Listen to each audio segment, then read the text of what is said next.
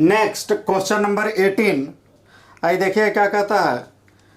कहता है a spiral is made up of successive semi circles, यानी सेमी सर्कल्स को मिलाते हुए एक स्पाइरल बनाया जाता है with centre alternately at A and B, starting with centre A of radii half centimetre, 1 centimetre, 1.5 centimetre, 2 centimetre, as shown in figure 5.2. What is the total length of such a spiral made up to 13 consecutive semicircles? यानी यह एक diagram दिया हुआ है। देखिए इसे समझने की ज़रूरत है।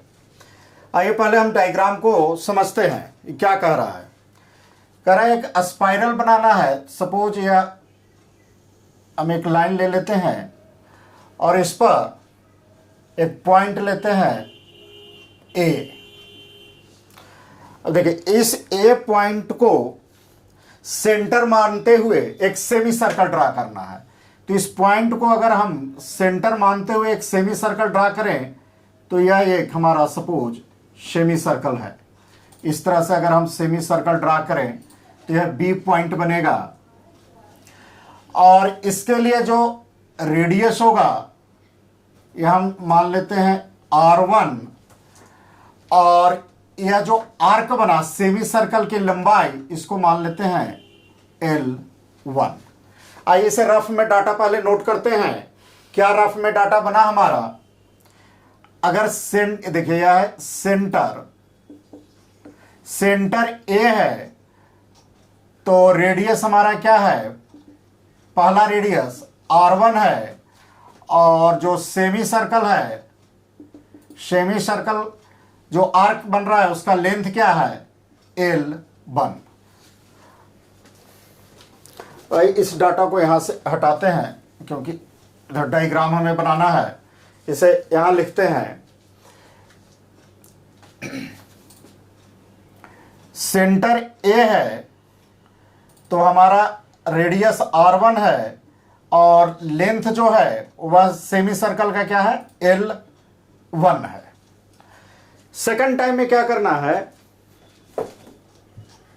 कि अब B को सेंटर मानते हुए एक सेमी सर्कल बनाना है और इसके अपोजिट में बनाएंगे। B को अगर मानते हुए से बनाएंगे तो क्या होगा B, और इस तरह से अगर हम करेंगे तो इस तरह से सेमी सर्कल बनेगा। अब देखिए B को तो बनाएंगे तो इस तरह से सेमी सर्कल बनेगा और यह हमारा B के लिए यह रेडियस हो जाएगा R2 और इसकी जो लंबाई होगी सेमी सर्कल का यह हमारा मान लेते हैं L2।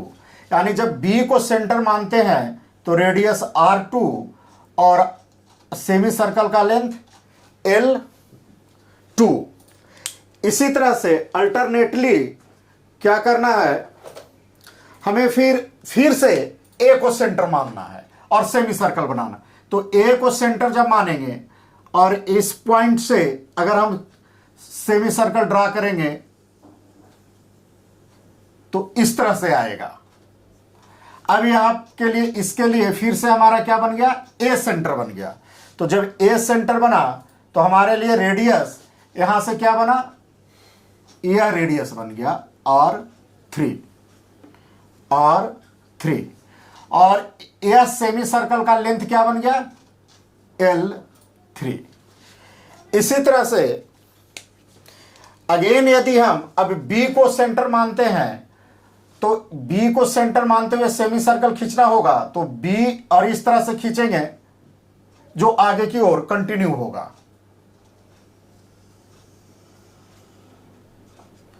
अब ये क्या बना है, ये B से बना है।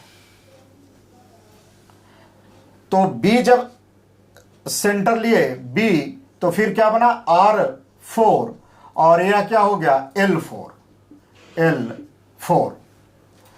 और ये जो क्या था R3 के लिए क्या बना L3।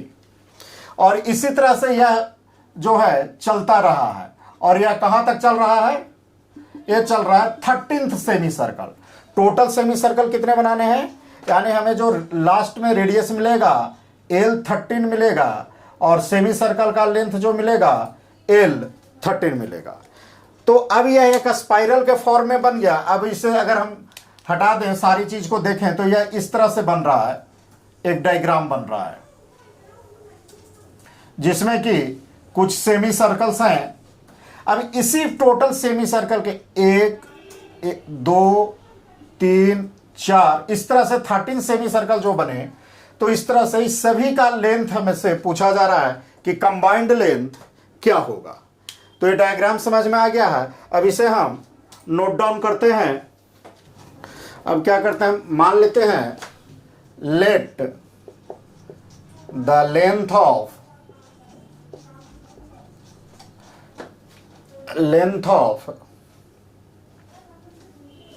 सक्सेसिव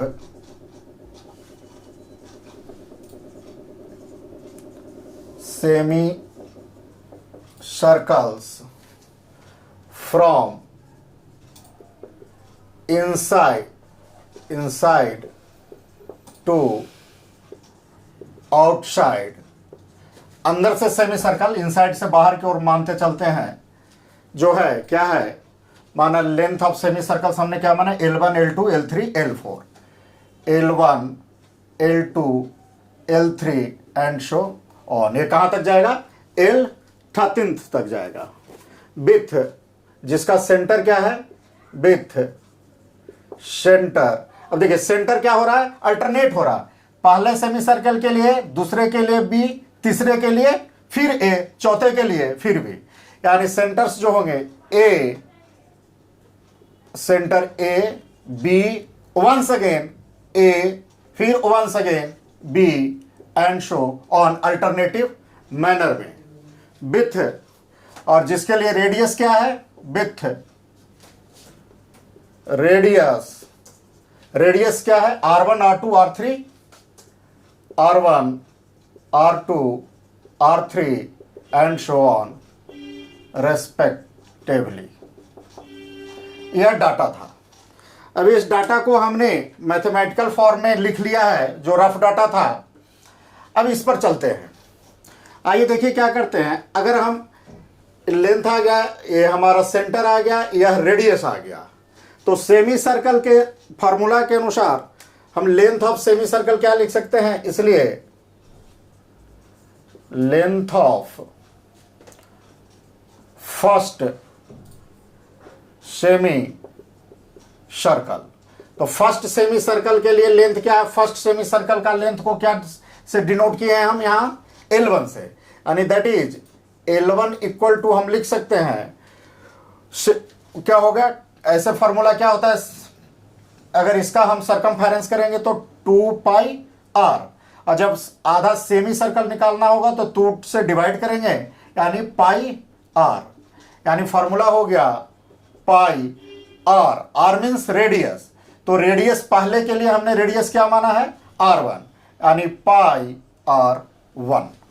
ठीक है। इसी तरह से length of second semi circle that is L2 के लिए क्या हो गया, पाई R2। इसी तरह से length of third semi circle यानी L3 के लिए क्या बनेगा, पाई R3 एंड शो ऑन। और यह कहां तक चले जाएगा, हमें टोटल कितने सर्कल करने थे, 13th सेमी सर्कल बनाने हैं। तो 13th के लिए क्या बनेगा, L13 यानी पाई R13। अब क्वेश्चन में देखा जाए, वंस अगेन क्वेश्चन में कह रहा है प्रत्येक रेडियस का वैल्यू दिया हुआ है। प्रत्येक रेडियस का क्या दिया हुआ है, वैल्यू दिया हुआ है।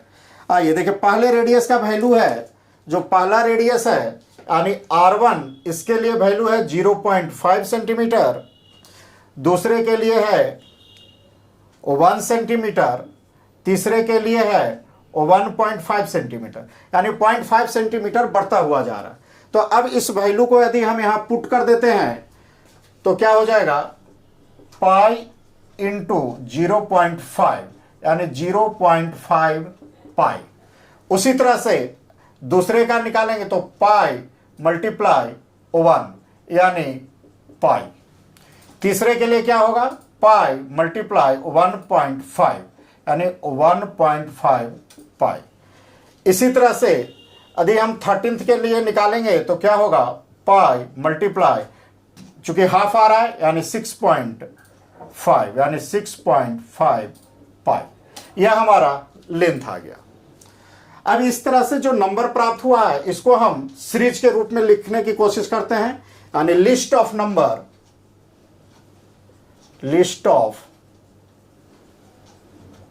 नंबर्स में क्या मिल रहा है हमें, 0.5 पाई, दूसरा मिल रहा है पाई, तीसरा मिल रहा है 1.5 पाई, चौथा क्या एंड सो ऑन, इस तरह से मिल जाएगा सेकंड पाई, और यह हमारा लास्ट में जो मिलेगा 6.5 पाई मिलेगा। अब देखना है कि यह जो सीरीज है नंबर का, जो सीरीज बना, क्या एपी सीरीज में है। तो एपी सीरीज में देखने के लिए इसको क्या करेंगे कि इसका हम कॉमन डिफरेंस ज्ञात करेंगे। तो आइए इसके निकालते हैं common difference.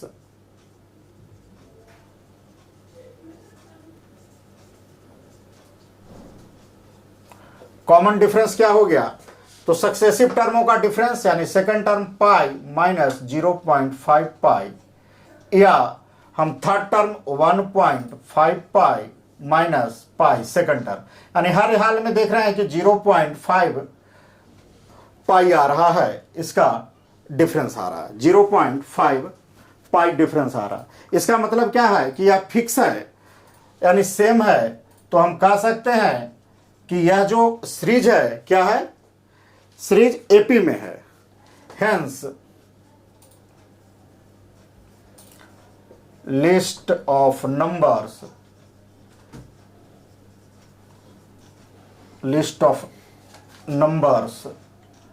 Form and AP. और जब यह एपी हो गया तो इसमें हम क्या कर सकते हैं, इसका अब सम आसानी से ज्ञात कर सकते हैं फॉर्मूला के आधार पर। अब आइए देखिए, इसमें क्या, अगर लिस्ट आ गया तो इसे फर्स्ट टर्म यानी ए का वैल्यू क्या हम निकाल सकते हैं, 0.5 पाई, डी का वैल्यू क्या निकल सकता है, डी का वैल्यू जो हमें आया है कॉमन डिफरेंस, यह भी क्या है 0.5 पाई, और एल लास्ट वैल्यू क्या है हमारा 6.5 पाई, और नंबर ऑफ टर्म्स यानी टोटल कितने टर्म्स हमें सेमी सर्कल्स का ऐड करना था, 13th, यानी यह 13th हो गया। अब और हमें इसमें पता करना था, सम पता करना था। तो सम के लिए जो हम फॉर्मूला जानते हैं, क्या जानते हैं, फॉर्मूला 2 है, लेकिन चूंकि यहाँ पे फर्स्ट टर्म और लास्ट टर्म और नंबर ऑफ टर्म्स ज्ञात है, इसलिए हम यहाँ पे छोटे फार्मूला SN यानी n/2 into first term plus last term का इस्तेमाल करेंगे। तो आइए, n total number of term 13 divided by 2, first term क्या है 0.5 पाई प्लस लास्ट टर्म क्या है 6.5 पाई, यानी कितना हो गया 13/2 मल्टीप्लाई हाफ ए हो गया 7 पाई। अब क्या हो गया 13/2 मल्टीप्लाई 7, और पाई का वैल्यू दिया हुआ है 22/7, इस 7 से 7 कैंसिल हो गया, और ये 2 से 11 दूनी 22, अब कितना बच गया 13 मल्टीप्लाई 11, 13 मल्टीप्लाई 11 यानी 11 43 से 143 सेंटीमीटर, यानी टोटल जो स्पाइरल बनेगा उसका लेंथ क्या होगा 143 सेंटीमीटर। इसे एक दो मेथड से और सोल्व कर सकते हैं, यहाँ एसन वाला फॉर्मूला भी लगा सकते हैं। यदि आप इसे दूसरे मेथड से सोल्व करना चाहेंगे तो यह भी आसान है। सेकंड मेथड में कुछ नहीं करना है, आपको ए पता है, डी पता है, एल पता है, एन पता है। तो जो एसन का फॉर्मूला है n/2 2a plus n-1 into D, इसमें आप वैल्यू बैठा देंगे। n का वैल्यू आ जाएगा आपका 13, a का वैल्यू आ जाएगा 0.5, n का 13 और d का वैल्यू। इस फार्मूले के मदद से भी आप इसे सोल्व कर सकते हैं।